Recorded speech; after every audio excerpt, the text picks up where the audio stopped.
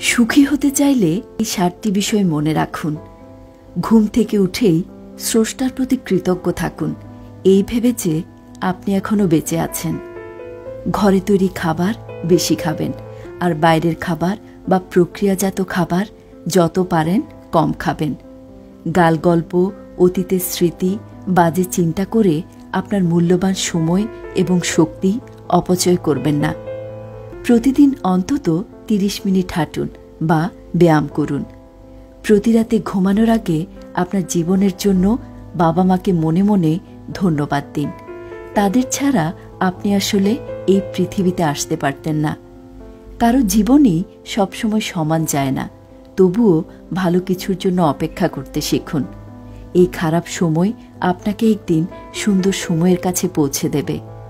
অন্যকে ঘৃণা করে সময় নষ্ট করার জন্য আপনার জন্ম হয়নি। সকলকে ক্ষমা করে দিন, দেখবেন ক্লান্তিকর জীবন বদলে গেছে প্রশান্তিতে।